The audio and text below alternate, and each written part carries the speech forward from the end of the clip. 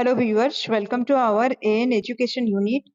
आज हम असेसमेंट और इवैल्यूएशन से कुछ क्वेश्चंस डिस्कस करेंगे। क्वेश्चन नंबर 1 है आपका मूल्यांकन के प्रकार। ठीक है, परिमाणात्मक मूल्यांकन, गुणात्मक मूल्यांकन या दोनों या उनमें से कोई नहीं। तो देखिए यहाँ पर जो दिया गया है कि मूल्यांकन के प्रकार, इसका सही ऑप्शन जो है सी है। परिमाणात्मक मूल्यांकन और गुणात्मक मूल्यांकन दोनों ही मूल्यांकन के प्रकार के अंतर्गत जाएगा। ठीक है, 1 का सी ऑप्शन सही है, मतलब ए और बी दोनों सही। क्वेश्चन नंबर 2, परिमाणात्मक मूल्यांकन के प्रकार में शामिल है मौखिक परीक्षा, लिखित परीक्षा, प्रयोगात्मक परीक्षा, उपर्युक्त सभी। यहाँ पर बोला गया है कि परिमाणात्मक मूल्यांकन, ठीक है, परिमाणात्मक मूल्यांकन के प्रकार में क्या क्या शामिल है आपसे पूछा गया। मौखिक परीक्षा, लिखित परीक्षा, प्रयोगात्मक परीक्षा, ये तीनों ही शामिल है आपका परिमाणात्मक मूल्यांकन के अंतर्गत। 2 का डी ऑप्शन जो है सही है। क्वेश्चन नंबर 3, परिमाणात्मक मूल्यांकन में मापते हैं आंकिक चीजों को, गुणों को, दोनों या इनमें से कोई नहीं। देखिए परिमाणात्मक मूल्यांकन जो है इसमें आंकिक चीजों को मापा जाता है। ठीक है, मतलब अंक में ये आता है। 3 का ए ऑप्शन सही है। क्वेश्चन नंबर 4, सतत मूल्यांकन का उद्देश्य होना चाहिए शिक्षार्थियों की त्रुटियां निकालना, शिक्षार्थियों की उपलब्धि को मापना, सीखने में होने वाली कमियों का निदान और उपचार। यहाँ पर बोला गया कि सतत मूल्यांकन का उद्देश्य होना चाहिए। क्या होना चाहिए? सतत मूल्यांकन का उद्देश्य। और यहाँ पर सबसे सही ऑप्शन सी ऑप्शन होगा, सीखने में होने वाली कमियों का निदान और उपचार करना सतत मूल्यांकन का उद्देश्य होना चाहिए। क्वेश्चन नंबर 5, इनमें से मूल्यांकन का उद्देश्य है, इनमें से आपको बताना है कि कौन सा मूल्यांकन का उद्देश्य है। ज्ञान की जांच एवं विकास की जांच, निदान, वर्गीकरण, निर्देशन करना, उपर्युक्त सभी। यहाँ पर क्वेश्चन था आपका कि मूल्यांकन का उद्देश्य होना चाहिए, तो मूल्यांकन का उद्देश्य होना चाहिए जो ये तीनों ही ऑप्शन सही है आपका। मतलब ज्ञान की जांच और विकास की जांच ये मूल्यांकन का एक उद्देश्य है। निदान और वर्गीकरण भी मूल्यांकन का उद्देश्य है। निर्देश करना भी मूल्यांकन का उद्देश्य है। इसलिए डी ऑप्शन आपका सही है। क्वेश्चन नंबर 6, मूल्यांकन शिक्षक एवं शिक्षार्थी दोनों के लिए किस प्रकार का कार्य करता है? पुनर्वलन, शिक्षण, अधिगम का, या फिर इनमें से कोई नहीं। देखिए 6 नंबर क्वेश्चन अगर आप देखिएगा, इसका सही ऑप्शन जो है ए है। मूल्यांकन शिक्षक एवं शिक्षार्थी दोनों के लिए पुनर्वलन का कार्य करता है। इसमें आप लोग ये वर्ड से कंफ्यूज हो सकते हैं। याद रखिए पुनर्वलन का मतलब होता है रीइंफोर्समेंट, जो आप लोग काफी बार सुने होंगे। क्वेश्चन नंबर 7, आकलन के उपकरण है साक्षात्कार, अनुसूची, प्रश्नावली, उपर्युक्त सभी। आकलन के उपकरण के अंतर्गत आपका साक्षात्कार, अनुसूची, प्रश्नावली ये सब शामिल है। इसलिए 7 नंबर क्वेश्चन का डी ऑप्शन सही है। क्वेश्चन नंबर 8, अवलोकन के प्रकार हैं स्व अवलोकन एवं बाह्य अवलोकन, नियोजित तथा अनियोजित अवलोकन, प्रत्यक्ष तथा अप्रत्यक्ष अवलोकन। देखिए अवलोकन के प्रकार के अंतर्गत ये सभी शामिल है। इसलिए स्व अवलोकन एवं बाह्य अवलोकन जो है अवलोकन के प्रकार है। नियमित, नियोजित और अनियोजित अवलोकन जो है ये भी अवलोकन का प्रकार है। प्रत्यक्ष तथा अप्रत्यक्ष अवलोकन जो है ये भी अवलोकन का प्रकार है। इसलिए 8 नंबर क्वेश्चन का डी ऑप्शन बिल्कुल सही है। क्वेश्चन नंबर 9, विकासात्मक प्रश्न पूछे जाते हैं। विकासात्मक प्रश्न पूछे जाते हैं, लेकिन कब पूछे जाते हैं? बहुविकल्पीय परीक्षा में, प्रस्तुतिकरण में, दोनों या इनमें से कोई नहीं। 9 नंबर क्वेश्चन का बी ऑप्शन सही होगा। विकासात्मक प्रश्न जो है प्रस्तुतिकरण में पूछे जाते हैं। क्वेश्चन नंबर 10, मूल्यांकन को उपकरण और प्रविधियों के उद्देश्य के अनुरूप विभाजित किया जाता है। ये जो विभाजन होता है उसका कितने भाग में होता है? 4 भाग में, 6 भाग में, 8 भाग में। ठीक है, आपको बताना है ये तीनों ऑप्शन में से कौन सा ऑप्शन सही है कि मूल्यांकन को उपकरण और प्रविधियों के उद्देश्य के अनुरूप विभाजित किया जाता है। ठीक है, किसके आधार पर विभाजन होता है? उपकरण और प्रविधियों के उद्देश्य के अनुरूप विभाजन होता है मूल्यांकन का। तो ये कितने प्रकार का होता है? 4 भागों में इसको विभाजित किया जाता है, 4 प्रकार का होता है, याद रखिएगा।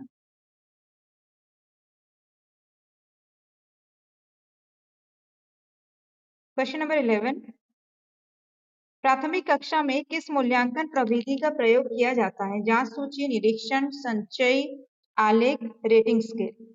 यहाँ पर बोला गया प्राथमिक कक्षाओं में, ठीक है, प्राथमिक कक्षाओं में निरीक्षण जो है इस प्रविधि का प्रयोग किया जाता है।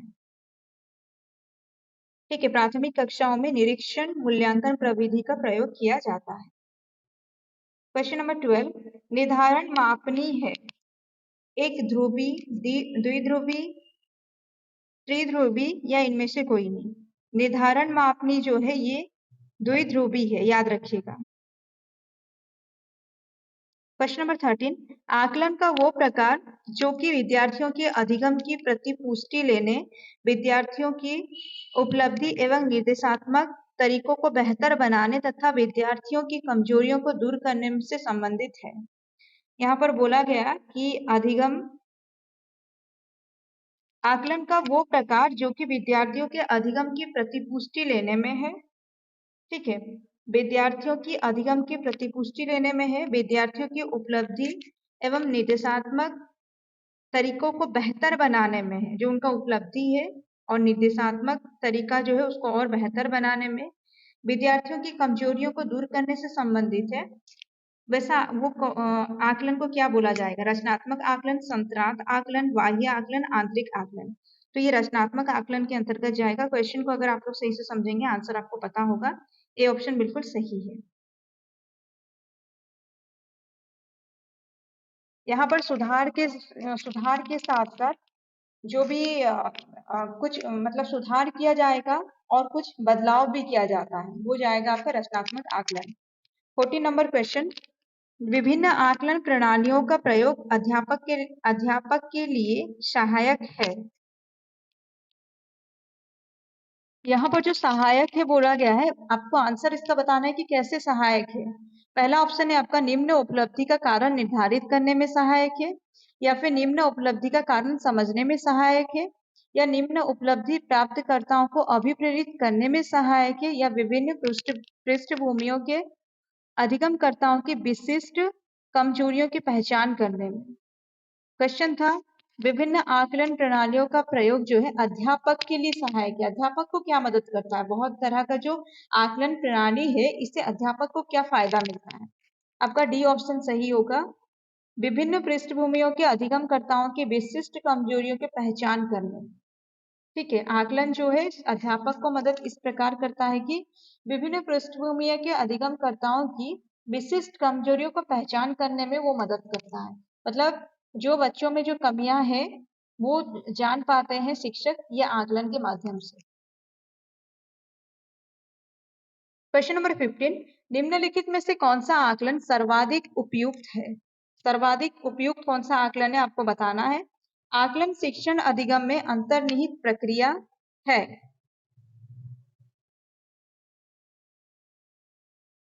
यहाँ पर क्वेश्चन दिया गया है आपका कि आकलन शब्द के लिए कौन सा सर्वाधिक उपयुक्त कथन है। ठीक है, पहला ऑप्शन है आपका आकलन शिक्षण अधिगम में अंतर्निहित प्रक्रिया है। ठीक है, आकलन जो है शिक्षण अधिगम में अंतर्निहित प्रक्रिया है। आकलन एक शैक्षिक सत्र में 2 बार करना चाहिए, शुरू में और अंत में करना चाहिए। ये एक आकलन के विषय में क्या सही कथन है? दूसरा कथन है आकलन शिक्षक के द्वारा नहीं बल्कि किसी बाह्य एजेंसी के द्वारा करना चाहिए। ये एक कथन है आकलन को लेकर। आकलन सत्र की समाप्ति पर करना चाहिए। एक तो बोला गया आरंभ और अंत में 2 बार करना चाहिए, दूसरा बोला गया समाप्ति पर करना चाहिए, और एक बोला गया कि किसी बाह्य एजेंसी के द्वारा कराना चाहिए।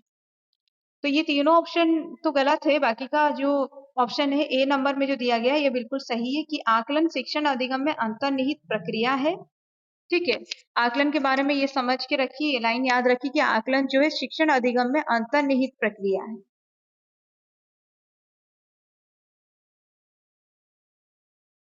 क्वेश्चन नंबर 16, वे सभी क्रियाकलाप जो शिक्षक और शिक्षार्थी द्वारा स्वयं को आकर्षित करने के लिए किए जाते हैं जो एक प्रतिपुष्टि के रूप में शिक्षण अधिगम क्रियाकलापों को सुधारने हेतु सूचना प्रदान करते हैं, उसे क्या कहा जाता है?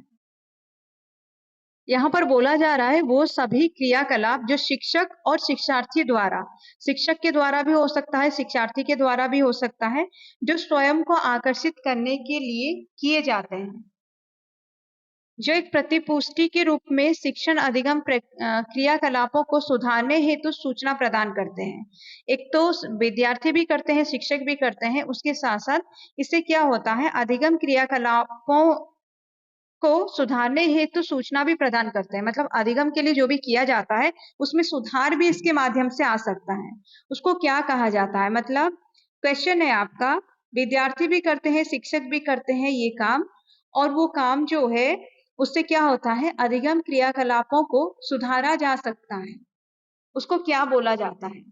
उपलब्धि परीक्षण, आकलन, परीक्षा, अधिगम। तो ये देखिए विद्यार्थी द्वारा भी होता है और शिक्षक द्वारा भी होता है, इसको हम आकलन बोलेंगे। ठीक है, सही ऑप्शन आपका आकलन होगा। ये विद्यार्थी भी करते हैं, शिक्षक भी करते हैं, और ये अधिगम प्रक्रिया को भी, अधिगम प्रक्रिया में भी इसका बहुत प्रभाव आता है, क्योंकि इसके माध्यम से बहुत तरह का क्रियाकलापों में सुधार आता है। क्वेश्चन नंबर 17, निर्माणात्मक आकलन है अधिगम में आकलन, अधिगम के लिए आकलन, अधिगम के रूप में आकलन, अधिगम का आकलन। देखिए निर्माणात्मक आकलन जो है ये है फॉर्मेटिव असेसमेंट के बारे में बोला गया है, और फॉर्मेटिव असेसमेंट के बारे में आपको पता है कि अधिगम के लिए आकलन होगा, असेसमेंट फॉर लर्निंग। ठीक है, आपका बी ऑप्शन बिल्कुल सही है, अधिगम के लिए आकलन है निर्माणात्मक आकलन, इसी को फॉर्मेटिव असेसमेंट भी हम कहते हैं। क्वेश्चन नंबर 18, क्रिस्टीना अपनी कक्षा को क्षेत्र भ्रमण पर ले जाती है, वापस आने पर विद्यार्थियों के साथ भ्रमण पर चर्चा करती है। मतलब क्षेत्र भ्रमण पर लेके जाती है, ठीक है, किसी एक एरिया में घुमाने लेकर जाती है, वहां से जब वो लौटती है तो विद्यार्थियों के साथ भ्रमण पर चर्चा करती है। ये डेज की ओर संकेत करता है। सीखने के लिए आकलन, आकलन के लिए सीखना, आकलन का सीखना, सीखने का आकलन। तो देखिए वो भ्रमण करके आई है, और जो भ्रमण करके आने के बाद भ्रमण पर चर्चा कर रही है। भ्रमण पर चर्चा करना यहाँ आकलन के रूप में रखा गया है, तो ये हो जाएगा आपका डी ऑप्शन सही है। अगर आकलन के रूप में इसको देखिएगा, भ्रमण करके ये लोग आए हैं और उस पर अगर चर्चा कर रहे हैं, उसको अगर हम आकलन के रूप में लेंगे तो ये सीखने का आकलन ही होगा जो एंड में हुआ, असेसमेंट ऑफ लर्निंग। और इसी को आप लोग जानते होंगे कि असेसमेंट ऑफ लर्निंग मतलब क्या है, समेटिव असेसमेंट। क्वेश्चन नंबर 19, सीखने के लिए आकलन निम्नलिखित का ध्यान है। देखिए 19 नंबर क्वेश्चन में पूछा गया है कि सीखने के लिए आकलन में किस पर ध्यान दिया जाता है। विद्यार्थियों की किस पर ध्यान दिया जाता है, सिवाय लिखा है, मतलब किस एक उदाहरण को आपको बताना है जिस पर ध्यान नहीं दिया जाता। ठीक है, सीखने के लिए आकलन निम्नलिखित का ध्यान है सिवाय, मतलब इन सबको वो ध्यान देता है सीखने के लिए आकलन, सिर्फ एक को ध्यान नहीं देता। वो किसको ध्यान नहीं देता है वो आपको बताना है। विद्यार्थियों की आवश्यकता, विद्यार्थियों की त्रुटियां, विद्यार्थी की अधिगम शैलियां, विद्यार्थियों की क्षमताएं। देखिए विद्यार्थियों की क्षमताएं, विद्यार्थियों की अधिगम शैलियां, विद्यार्थियों की आवश्यकता, इन सबको ध्यान देते हैं, लेकिन विद्यार्थियों की त्रुटियों को ध्यान नहीं दिया जाता। इसलिए सीखने के लिए आकलन जो है इसका सही ऑप्शन बी होगा, विद्यार्थियों की त्रुटियों पर ध्यान नहीं देता है। सीखने के लिए आकलन में विद्यार्थियों की त्रुटियों पर ध्यान या विद्यार्थियों की त्रुटियों पर ध्यान नहीं दिया जाता है। क्वेश्चन नंबर 20, एक शिक्षक कक्षा के कार्य को एकत्र करता है और उन्हें पढ़ता है, उसके बाद योजना बनाता है, अपने अगले पाठ को विद्यार्थियों की आवश्यकताओं को पूरा करने के लिए समायोजित करता है। वो डेस कर रहा है। सीखने का आकलन, सीखने के रूप में आकलन, सीखने के लिए आकलन, सीखने के समय आकलन। देखिए क्वेश्चन में दिया है कि शिक्षक क्या करता है, कक्षा के कार्य को एकत्र करता है, जितना भी काम है उसको एकत्र करता है, उन्हें पढ़ता है, उसके बाद योजना बनाता है, फिर अपने अगले पाठ को विद्यार्थियों की आवश्यकताओं को पूरा करने के लिए समायोजित करता है। तो वो क्या कर रहा है? सीखने का आकलन कर रहा है, सीखने के रूप में आकलन कर रहा है, या सीखने के लिए आकलन कर रहा है, या सीखने के समय आकलन कर रहा है? इसका सही ऑप्शन बी होगा, सीखने के रूप में वो आकलन कर रहा है। यही तक था क्वेश्चंस। उम्मीद है आप लोगों को समझ में आया। अगर कहीं पर कोई डाउट है कमेंट करके पूछ सकते हैं या फिर व्हाट्सएप कर सकते हैं।